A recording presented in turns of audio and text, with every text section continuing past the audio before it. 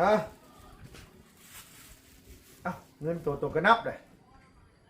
นับเบิ้งโดยคนบางไรบางดูมีเท่าไหร่34 ล้าน34 ล้านบ่รู้ว่าจักแสนน่ะ34 ล้านเท่านั้นนั่นลุงบ่ได้ออกกี่ได้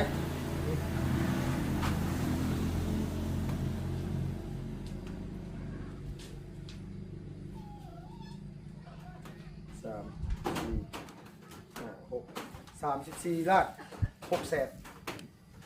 กับฝากเท่านี้แล้วฝากมาไว้ค่าสร้างแต่ยังบ่พอหรอกค่าสร้างยังขาดอยู่โดยประมาณนั่นแหละเนาะจังหวัดทั้งนี้ทั้งนั้นก็คือเฮแล้วก็ปูนแต่ยังงบประมาณก็ยังบ่มีตัวดีพี่น้องเลยว่าง่ายๆสักคือลุงชิลงไปซื้อวงกบว่ามันสิขาดสิเกินสิเหลือเท่าไรยังบ่ฮู้ตัวนี้นะว่าวงกบนี่มันวงใหญ่นะมันตีไปประมาณ5 ล้าน5แล้วนะเพิ่นว่าเนาะ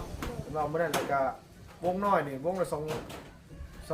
หรือ3 แสนนี่แหละแล้วก็วงยืนนี่วงอีกวงหนึ่ง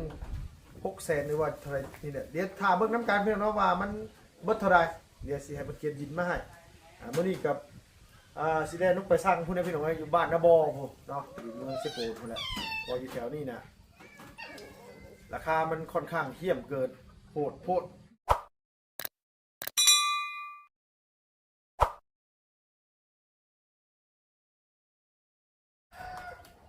ย่างเมืองอย่างนั้นย่างมาสิบล้านไปชุดของน้ำคุดอยู่มองใดมองคุดทั้งข้างบ่เดี๋ยวทั้งหลังพี่บอกคุดทั้งหลังนี่เนาะทั้งข้างเนาะทั้งน้ำเนาะเพราะว่าสิคุดมันว่าของน้ำตอนแรกรู้ว่าจะมันว่าเป็นคุดทั้งขาแต่ว่าน้องเพิ่นว่าเพิ่นจะคุดทั้งหลังแต่แล้วแต่ผู้อยู่นะตอนนี้เราเป็นเนาะว่าเอาก็ตัดสินใจแทนไม่ได้แล้วเพราะว่าทั้งนี้ทั้งนั้นกับบ่ได้ลุงกับบ่ได้คิดอย่างไรนะมันก็ว่าคุดทั้งข้างได้ทำไมเห็นของน้ำทั้งนี้วะแต่เพิ่นว่าเพิ่นคุดทั้งหลังเอาท่อทั้งหลังนี่งามกว่ามันจะมามันนี่ทั้งหลังพี่โอเคนะพี่น้องเอาสบายดีเด้อพ่อแม่พี่น้องเบิดสุขุสุคนนะพี่น้องระวังในและก็ต่างประเทศพี่น้องเอ้ยออกมารับมาชมช่องผู้เริ่มชาแนลคือเก่าก็เดิมเปิดคลิปมาพบกับพ่อกันอยู่บ้านเฮือนซ่านสาวกมีคือเก่าพี่น้องมาแจ้งข่าวดีน้องเพิ่นอีกเพิ่มเติมพี่น้องเนาะเพราะว่าทั้งนี้ทั้งนั้นก็ลุงว่าสิไปซื้อวงกบเลยสิมาไล่ให้มันแจ้งมาสิเอาจักโตเขียนว่าซื้อจักวงเนาะพี่น้องไปวงเดียวมันบ่เนาะวงกบวงเดียวเนาะเดี๋ยวเด้อวงเดียวมาไล่บังกรเอาไล่แต่ห้องนี้ไปเลยเนาะห้องนี่ใส่2 วงแล้ววะห้องนี้2 วงมันใส่อันนี้2ตัวนี้2มันบ่เป็น4แล้วตัวนี้นี่เฮ็ดห้องน้ำบ่ได้ใส่พี่น้องตัวนี้บ่ได้เฮ็ดห้องน้ำบ่ได้ใส่ทางนี้เนาะน้องเนาะบ่ได้ใส่วงกบตัวนี้นะกันแล้วก็ใส่ห้องนี้วงนึงเนาะ4แล้วเนาะเมื่อกี้เนาะเป็น5ใส่ตัวนี้อีก2ข้างล่างนี่เป็น2เป็น2 4 5ใส่อีก2เป็น7เนาะ7แล้วมาใส่วงตัวนี้นี่วงนึงเนาะน้องเนาะวงนึงเป็น8ตัวนี้8แล้วเพิ่นเด้อ8แล้วก็มาใส่ตัวนี้อีก2เป็น10ใส่ตัวนี้อีก2เป็น12ใส่ข้างหน้าอีก2แม่นบ่ใส่ตัวนี้ข้างนอกนี่2เนาะเป็น14วงวงเดียวนะเพื่อนวงเดียว14 วงแล้วพอทีนี้วงใหญ่นี่เข้าทางนี้แล้ววะวงใหญ่นี่วงนึงตัวนี้วงนึงเนาะวงน้อย14 วงอันนี้วงบานประตูทางเข้าวงนึงวงใหญ่นึงนี่เข้าห้องนี่ห้องนึงเนาะเนาะวงยืนเป็น2 วงยืนตรงนี้เป็น3วง1 2แล้วก็ทางเข้าห้องน้ำนี้ประตูทางเข้าเฮือนครัวนี่เนาะวงหนึ่งแล้วก็วงที่เข้าประตูห้องน้ำมันเป็นจักวงสุกก็มีไล่มึงดูเนาะ19ป่ะ19วงเนาะ1 2 3 4 5ใส่19วงเนาะ9วงเนาะวงใหญ่5วงใหญ่5วงน้อย14วงสิลงไปพูดแหละพี่น้องเอ้ยเลยลงไปซื้ออยู่เซโปนจักสิมาจากมุงแต่ว่ามาไล่เบิ่งมุงกบก่อนห้องน้ำมันเจ้าเช็ดหม่องไหนน้องไปพาพี่พาน้องพา FC ไปเบิ่งน้ำกัน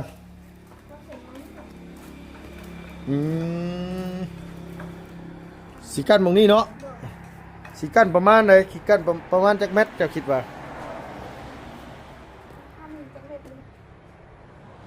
ประมาณเม็ดปลายเห็นซ้ำนั่นน่ะประมาณเม็ดเดี๋ยวประมาณนี้เนาะประมาณนี้เนาะประมาณนี้เนาะประมาณนี้เนาะประมาณเม็ด50ประมาณเม็ด50นี่เนาะเม็ด50นี่ก็เหลือเกินละลายละใหญ่ละถูกป่ะพอดีงามละประมาณเม็ด50เม็ด50นี่ก็พออยู่เลยละที่เราไว้ตรงนี้เดี๋ยวจะสมมติว่าผมเนาะ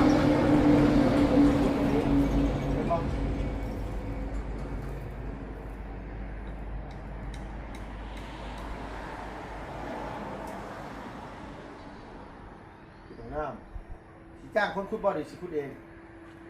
ก็ได้เนาะคุดเองก็เนาะเพราะว่าเงินจ้างมันบ่มีเลยนะขอโทษนะไอ้เพิ่นฝากเงินมามันก็ได้เท่าไหร่พี่น้อง30กว่าล้านเนาะ30กว่าล้านเนี่ยเพิ่นให้สาวมี6ล้านให้ลุง2ล้านมื้อน่ะค่าตัดออกไปอันนี้เหลือเงินประมาณ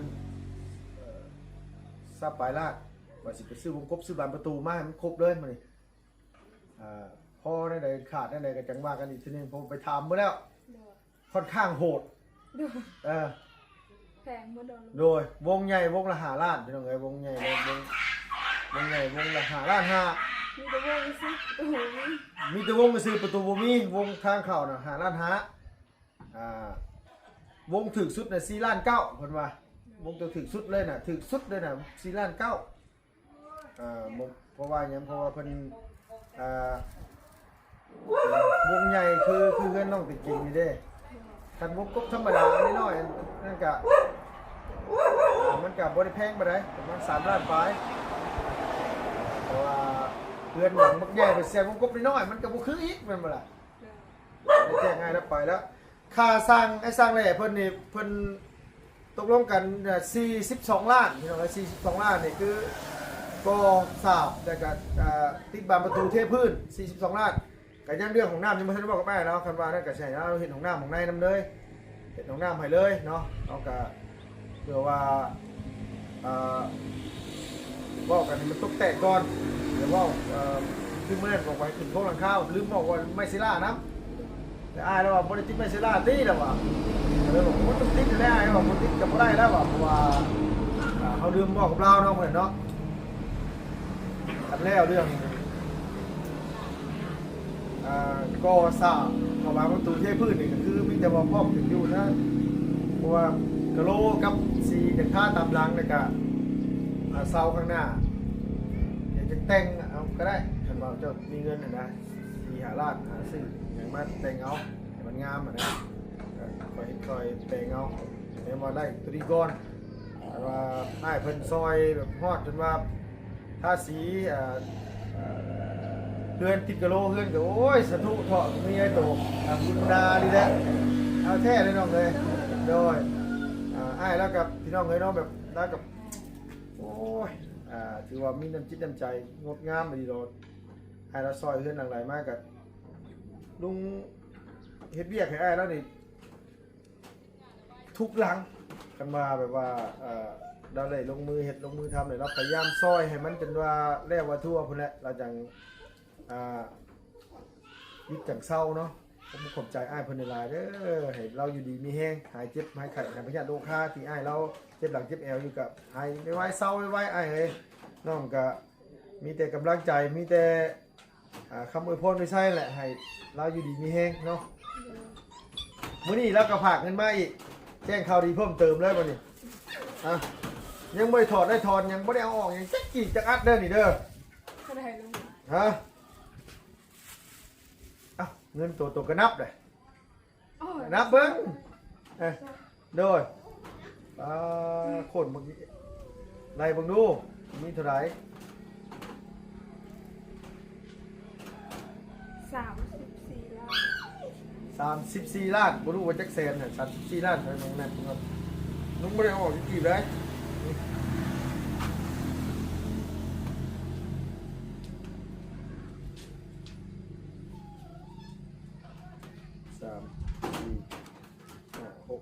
34 ล้าน6แสนกับฝากเท่านี้แล้วฝากมาไว้ค่าสร้าง เดือน แต่ยังบ่พอหรอกค่าสร้างนี่ยังขาดอยู่ 12 โดย ล้าน ประมาณนั่นแหละเนาะจังหวัดทั้งนี้ทั้งนั้นก็คือเฮแล้วก็ปูนแต่ยังงบประมาณก็ยังบ่มีตัวนี้พี่น้องเลยว่าง่ายๆซะก็คือลุงสิลงไปซื้อวงกบว่ามันสิขาดสิเกินสิเหลือเท่าไหร่ยังบ่ฮู้ตัวนี้นะว่าวงกบนี่มันวงใหญ่น่ะมันตีไปประมาณ5 ล้าน5นะเพิ่นว่าเนาะเราบ่ได้แล้วก็วงน้อยนี่วงละ2.5 หรือ300,000นี่แหละแล้วก็วงยืนนี่5วงอีกวงนึง600,000หรือว่าเท่าไหร่นี่แหละเดี๋ยวถ้าเบิ่งน้ำการเพิ่นเนาะว่ามันเบิดเท่าไหร่เดี๋ยวสิให้เพิ่นเขียนยินมาให้มื้อนี้กับสิได้นุกไปสร้างพุ่นให้พี่น้องอยู่บ้านนาบอพุ่นเนาะอยู่เมืองเซโปพุ่นแหละพออยู่แถวนี้น่ะราคามันค่อนข้างเทียมเกินโพดบ่ไหวราคามันบ่ไหวเนาะมันแพงโพดนะบอกว่าง่ายก็อยากให้มันประหยัดสุดเพราะว่าเฮาก็อยากให้ง่ายเราหายใจโล่งแน่เนาะเป็นว่าช่วงนี้ก็ได้เนาะถือว่าใกล้สิประสบความสำเร็จเลยแหละก็มีให้โตเพื่อโตกันว่าในก็สิได้อยู่ในสดน้ำมูอยู่ดอกนางเลยเนาะเห็นได้มันอันนี้คอยเป็นคอยไปนะมันคุยกับบนซอยเด้เนาะ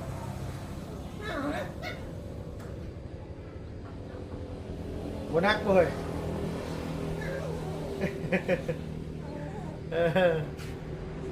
ไปน้ำบ่ไปน้ำบ่ไปน้ำบ่ไปเลือกเองบ่ไปบ่เพราะว่าที่นี่นั่นก็จะให้เจ้าของเพื่อนได้เลือกเองพี่น้องเลยเนาะว่าสิไปกับบ่บุญมันป้าแล้วบ่บุญมันป้าเพิ่นสิลงไปตัดผมสิไปด้วยกัน3-4 คนเนาะเป็นเนาะทั้งบ่บุญแล้วว่าเราสิลงไปตัดผมเสริมรอแน่เพิ่นไปเซโปนเพิ่นว่าก็สิไปนำกันหลายผู้หลายคนอยู่เอาน้องเพิ่นไปเลือกคนเองเฮาก็อยากให้เจ้าของเรือนเพิ่นแหละเรียกเองเนาะซาลุงนี่ลุงก็โยกอย่าเอาตัวมันถึกแล้วมาให้มาถึกตัวมันถึกมันสิเครียดอีกเนาะไปเรียกเองก็มันจะนี่จิตใจเด้ของน้ำนี่พุ่งลงให้ดังนี่พ่อนี่แหละที่เรือเนี่ยไปทางนั้นเห็นเรื่องครัวเนาะล่ะเนาะเรื่องครัวประตูออกหลังบ้านบ่เฮ็ดบ่เนาะ ว่าสิออกข้างหลังจะเลย ฮะคุณชอบขังเท่านั้นบ่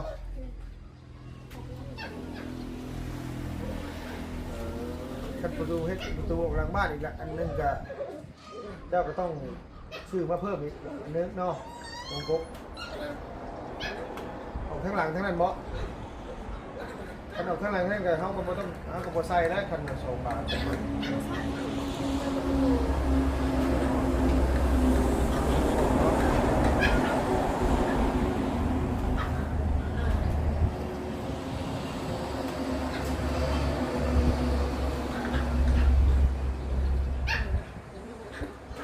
ตูนี่มองนี่ตูใหญ่ทั้งนั้น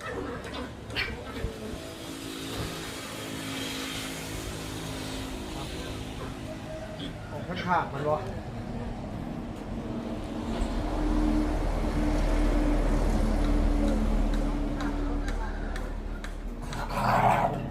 คันว่าออกข้างหลังก็ต้องไปตั้งอยู่พุ่นแล้ววงกบออกพุ่นโดดออกพุ่นทั้งนั้นก็ต้องใส่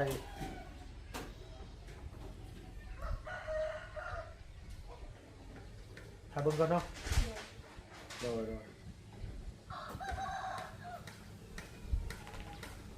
ะมีแต่ว่าตามนั่นแหละพี่น้องไอ้น้องลูกกะตามใจผู้อยู่เลยพี่น้องไอ้น้องเป็นชาติบ้านซองกันแล้วดินเน่นเลยบ่น้อง ต้องหันเด่นไปเลย ฮะเน่นบ่เพราะนั้นมันอยากยุบเลยข้างหน้าเนาะบ่ทำประเทศพืชเพิ่นต้องเอาพวกดูว่าได้แหละทุกบุ้งคือกันเป็นกอขึ้นมาแล้วเพิ่นก็สิเทแบบนี่แหละเอาดินเอาดอนออกแล้วก็สูงอยู่เนาะเฮือนเจ้าก็ต้องมีเนาะพอดีงามลุงว่าพอดีงามบ่เตี้ยบ่ต่ำปานใดบ่เตี้ยบ่นี่พอดีคักเลยบ่สูงบ่เตี้ยพี่น้องเอ้ยก็พอดีเลยแหละแต่ถือว่านี่เพราะว่าเฮาเบิ่งมันคือเตี้ยนี่คือทางนี้ดินมันสูงดินทางนี้ดินมันสูงแล้วมันงำหมดเลยเลยน่ะดินข้างหลังเฮือนเดี๋ยวมันงำหมดอะไรมันก็ได้แบบว่าเป็นอันสิบเกือบอันนี้เนาะบอก 2,000 กับประมาณ600ก้อนพี่น้องเลยบอกน่าจะพออยู่ดอกเนาะพอแล้วก็เดินนี่จะมารอให้ได้สักหน่อยเดี๋ยวโทรบอกเพิ่นว่าพวกผู้ใดก็เพิ่นมาลุยเลยเนาะเนาะโดยเขาก็จ้างเพิ่นที่ละขั้นตอนนั่นแหละเนาะนี่คือว่ากินแล้วครับมาขอจับเงินน้ำหน่อยกว่าขอจับเงินน้ำหน่อยมอบเงินก่อนพี่น้องเลยเดี๋ยวมึงกล้องงามๆเลยโอเคมีแต่ว่าก่อนนี่กับมีแต่ว่าลุงให้เจ้าเนาะกับบุญขอบคุณขอบมุขขอบใจทั้งง่ายเพิ่นตรงนั้นตรงร้องคือว่าเป็นเส้นที่ให้เจ้านี่แหละหลายมีแต่ว่าให้เราอยู่ดีแห้งกันแล้วเนาะโดยขอบคุณทางลุงเจดีคุณเดอร์ที่ส่งสอนลูกหลานของเดซ่าลูกขอให้เราอยู่ดีมีแห้งความเป็นให้ได้ของไข่ยังมีขอให้สุขภาพแข็งแรงขอให้อยู่มั่นขวัญยืนความเจ็บให้ได้ของไข่ยังมีไปใส่มาใส่ของหนักคนหักคนแท้เนาะแล้วก็ขอให้ร่ำรวยๆตั้งใจเจอเพื่อนขอให้เราอยู่ดีมีแห้งเด้อสุขภาพแข็งแรง โดย ขอบคุณลุงน้องเด้อที่เป็นสถานบุญให้ลุงดีมีแห้งความเจ็บที่ให้ได้ของไผ่ยังมีขอให้ร่ำรวยๆไปใส่มาใส่ในหัวคุณแพงเด้อโดยสาธุเนาะเอาน้องกลับขอบคุณขอบคุณได้เด้อขอให้ไอ้จงอายุมันขวัญยืนเนาะจงเจ็บที่ได้ความไข่มีปรารถนาสิ่งใดก็ขอให้สมความมุ่งมั่นปรารถนาทุกสิ่งทุกอย่างทุกการงานยังอยู่ไอ้มันจะเริ่มมุ่งเรื่องให้หน้าที่การงานขอสุขภาพแข็งแรงตลอดปีตลอดไปเนาะน้องขอบคุณไอ้หลายๆขอให้หายพยาธิโรคาหายเจ็บหลังเจ็บแอวไว้ได้เด้อเนาะที่ไอ้ได้ทำกับขอให้บุญกุศลไปปกปักรักษาคุ้มครองให้ดีวันดีขึ้นเศร้าไว้เนาะอยากจะอยู่ก็ได้เนาะสบายดีเด้อขอบใจหลายๆเนาะลุงกระจักชิวไม่ได้ลุงกระดาษมันคิดลายย่างพี่น้องเนาะเรื่องคืออ้ายแล้วก็บุคคลสบายไปในนี้แล้วก็เจ็บแอวแล้วก็ได้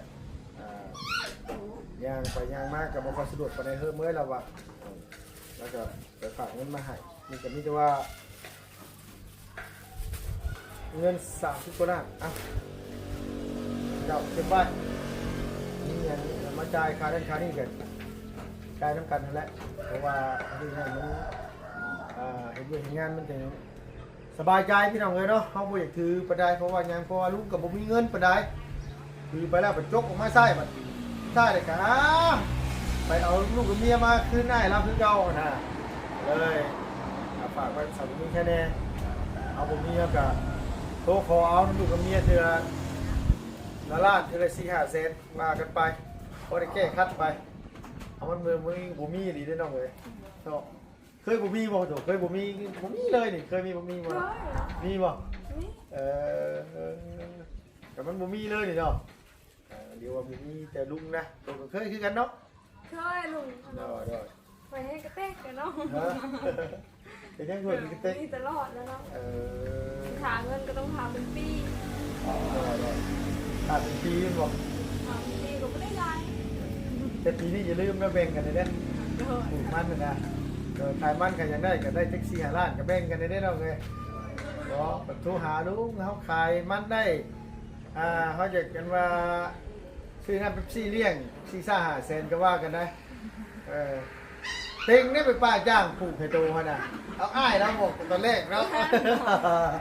โอ้ยกน้องคนนี้น้องเงินอ้ายแล้วนี่แหละจ้างน้องคนปลูกตอนแรกๆคุณกะคนกระซดกระซอยมาโอ้ลายเลยน้องนี่เนาะเดี๋ยวลายเนาะเพื่อนเนาะถึงว่านี่ข้อหมูข้อไก่หมูวันที่เนี่ยหมูมีหมูซื่อนะเช็ดได้แน่นอนบอกหมูข้อไก่ก็จะของลูกปั้นได้เหรอ ลูกเพื่อมันจะออกลูกแล้ว บอกว่าได้ไปบ้านเมนูเลี้ยงเมื่อไหร่พี่น้องเอ้ยลุงไปมาบ้านน้องฟุกหมูมีแต่ตัวงามเขาเจ้าว่าขายตัวละ8-9 แสนตัวละล้านก็ซื้อดีหรอมีตัวงามดีหรอแต่เพิ่นบอกขายให้สิได้ที่จ้อยอยู่ไอ้ซื้อไปสั่งนี้